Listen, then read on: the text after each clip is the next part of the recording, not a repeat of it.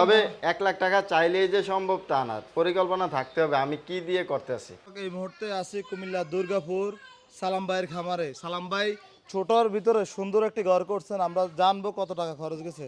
সালাম ভাই আসসালামু আলাইকুম। ওয়ালাইকুম আসসালাম। আমরা তো বিভিন্ন জায়গায় দেখি অনেকেই প্রবাস থেকে এসে অনেক টাকা খরচ করে খামারে সেট করে ফেলে, সেক্ষেত্রে গরু খামারে কেনার মতো আর সুযোগ থাকে না, টাকা নষ্ট করে ফেলে। আমরা দেখলাম এদিকে একটি সেট করছেন, কয়টা গরু রাখা যাবে এখানে? 5টা গরু রাখা যায়। 5টা গরু। ভাই কত টাকা গেছে বলেন তো একটু? 1 লক্ষ টাকা গেছে আমার। 1 লক্ষ টাকা।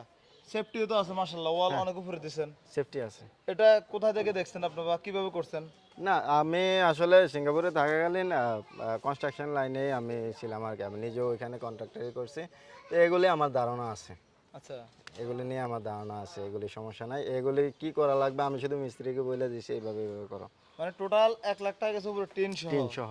আচ্ছা, এই ঘরটার ভিতরে আপনি কত ফিট বাই কত ফিট জায়গায় এটা 14 feet by 14 feet, sorry 16 feet by 14 feet আছে। আচ্ছা, 5টা করে রাখা যায় সুন্দর হ্যাঁ, করে? 5টা গরু রাখা যায়। তবে বেশি বড় গরু রাখা যাবে না, মিডিয়াম রেঞ্জের গরুগুলি রাখা যাবে আর কি। এই রেঞ্জের? হ্যাঁ, এই রেঞ্জের আসলে একটু গরুগুলি ঘরটা রাখা একটু যায়। দেখাই আপনার। অনেকেই তো মনে করেন অনেক টাকা নষ্ট করে ফেলে ঘর করতে গিয়ে। এই যে আপনারা চাইলে এই ভিডিওটাও দেখে কিছুটা ধারণা নিতে পারেন। ভাই এই খাবার স্যার এগুলো তাহলে আপনি করছিলেন? হ্যাঁ, না আমি মিস্ত্রি বলে দিছি আর কি, মিস্ত্রি করছে। আচ্ছা, এই যে খাবারের স্যারের পিছনে কতটুকু জায়গা আছে? ওইখানে মোটামুটি 10 ফিটের উপরে আছে। 10 ফিটের উপরে 10 আছে? ফিটের উপরে আছে, হ্যাঁ। আচ্ছা, এই এক একটা খাবার পাত্র তো অনেক বড় বড় দিচ্ছেন তাহলে। মোটামুটি মিডিয়াম রেঞ্জের গরুর জন্য যথেষ্ট। আচ্ছা, তাহলে কেউ চাইলে 1 লাখ টাকা দিয়ে করতে পারে? হ্যাঁ, করতে পারে। আচ্ছা, আরেকটা যদি তবে 1 লাখ টাকা চাইলেই যে সম্ভব তা না, পরিকল্পনা থাকতে হবে আমি কি দিয়ে করতেছি। আমার যেমন আমার এগুলি দেখেন, পিলারগুলি সব কম দামে, শুধু সিমেন্টের পিলার দিয়ে আমি তৈরি করছি। এই যে বাঁশগুলি আমি বাঁশ দিছি, তীর দিছি বাঁশের, বেশি একটা করে নেই, ঠিক আছে। তবে ভাই খারাপ হয় নাই। হ্যাঁ, মোটামুটি করে আমার চলবে এটা, আচ্ছা, সমস্যা নেই।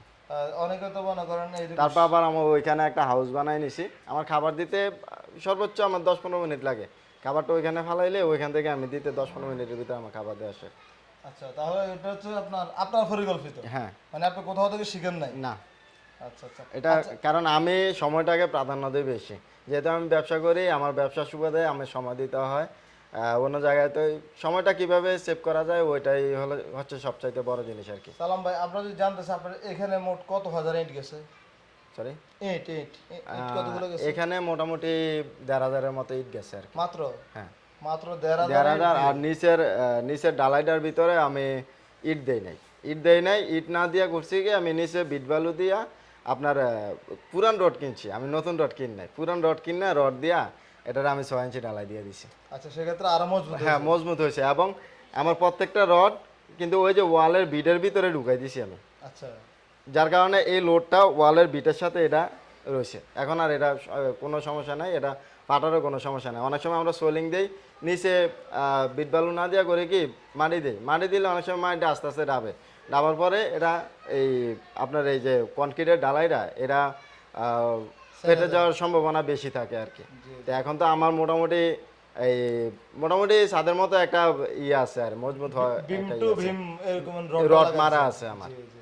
ঠিক আছে ভাই, সুন্দর পরামর্শ দেওয়ার জন্য ধন্যবাদ। আপনারা চাইলে জাস্ট ধারণা নিতে পারেন, এরকম যে করতে হবে এমন কিছু না, ধারণা নিতে পারেন। এক একজন এক একভাবে তৈরি করে। জি জি, কারণ এক একজনের জায়গাটা এক এক রকম হইতে পারে। এখন আমি এটার ভিতরে কাজ করি, আমি যদি কাজ করে কমফোর্টেবল না পাই তাহলে আমি এটা দিয়ে আগাইতে পারবো না, ঠিক আছে। তো এক একজন এক এক রকম চিন্তা করে, যার যেরকম চিন্তা আর কি।